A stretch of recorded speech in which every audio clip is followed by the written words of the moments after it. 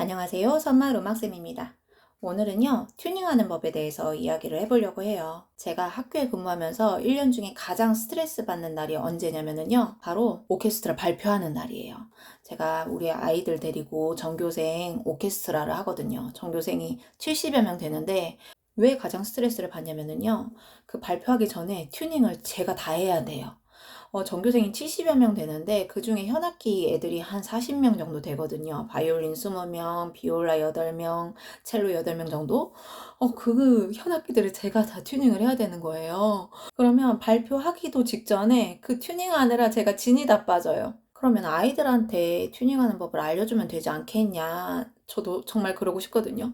그런데 이 튜닝을 할 줄 알게 되기까지 좀 시행착오가 있단 말이에요. 그 과정에서 아이들이 엄청나게 많은 줄을 끊어 먹을 거예요. 그럼 줄이 한 푼도 아니고 그거를 감당할 수가 없어요. 우리 학교 예산으로는. 그래서 끊어 먹더라도 내가 끊어 먹겠다. 그래서 제가 다 튜닝을 한답니다. 어쨌든 이 튜닝에 대해서 이야기를 해볼게요. 우리 학교 학생들도 잘 보고 나중에 한번 또 써먹어 보세요.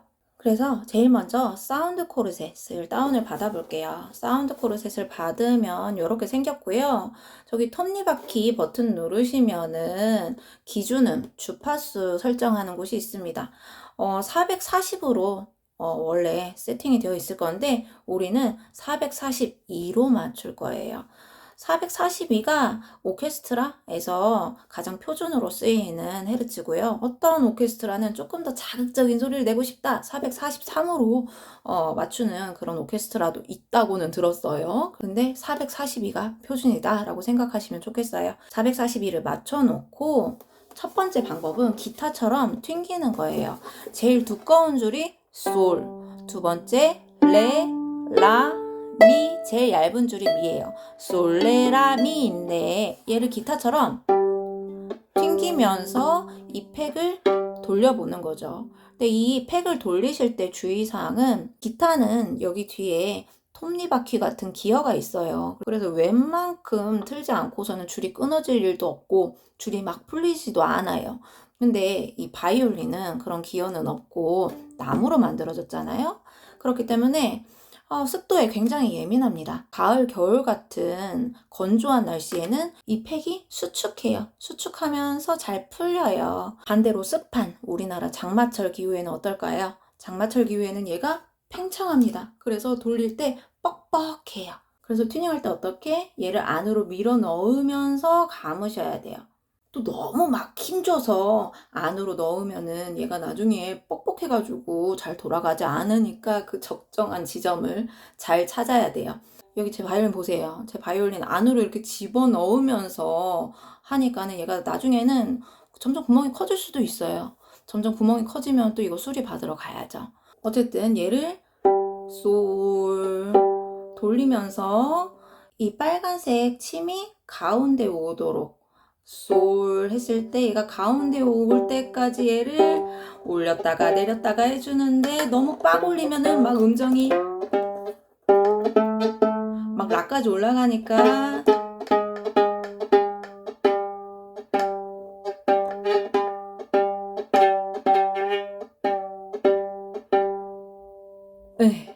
이런 식으로 맞춰주시면 돼요. 다음에 레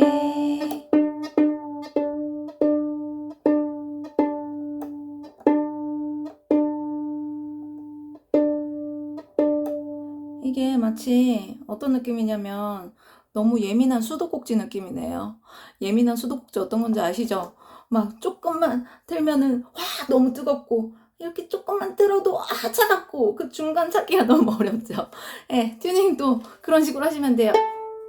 지금 예민한 수도꼭지를 다루듯이 내가 원하는 건 정말 미지근한 물인데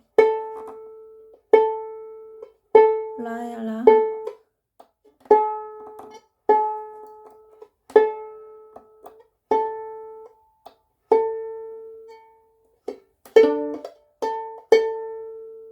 그래 대충 여기까지.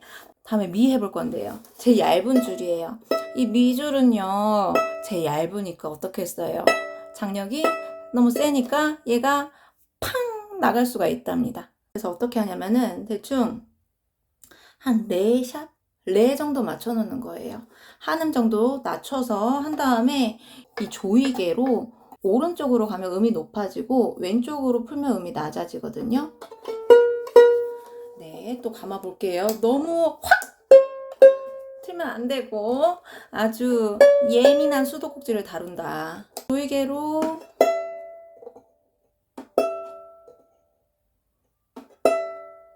조이면서 이렇게 세밀한 거를 맞춰보는 거예요. 이게 첫 번째 방법. 풀리지 않을 정도의 압력을 줘가면서 튜닝을 해야 되기 때문에 되게 힘든 방법이다. 이 기타처럼 튜닝하는 방법은 누구에게 추천을 드리냐면요. 우리 부모님들. 우리 아이가 배워. 우리 아이가 바이올린을 배우는데 아직 초보야. 튜닝을 할 줄 몰라. 그런데 연습은 해야 돼. 연습은 해야 되는데 그때마다 선생님한테 튜닝 좀 해주세요 할 수 없고 그때마다 악기사 가서 줄이 풀렸어요 고장났어요 하고서 갈 수도 없잖아요. 그런 부모님들이 한번 뚱땅뚱땅 이렇게 맞출 수 있다. 그런데 보통 전공자들은 어떻게 맞추느냐. 전공자들은 먼저 라를 맞추거든요.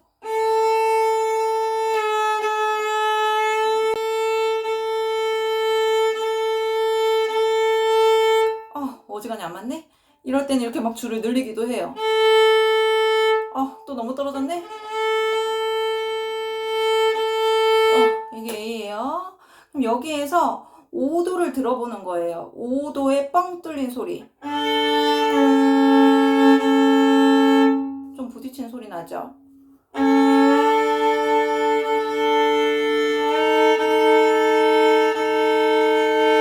부딪히죠? 뻥 뚫린 소리.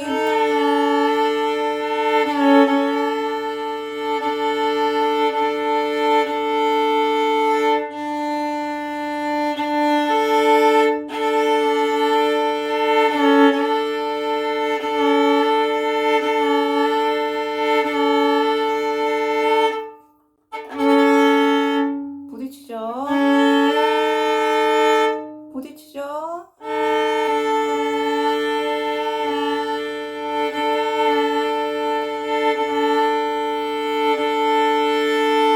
뻥 뚫린 소리. 이게 5도예요.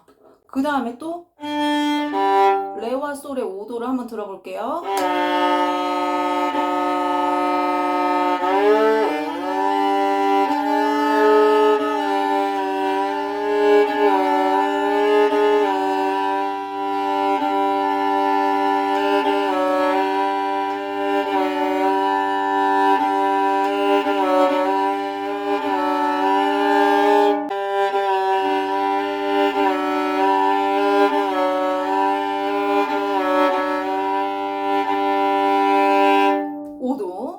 그 다음에 이 미줄은 마찬가지로 굉장히 예민하기 때문에 얘로 조절하기보다는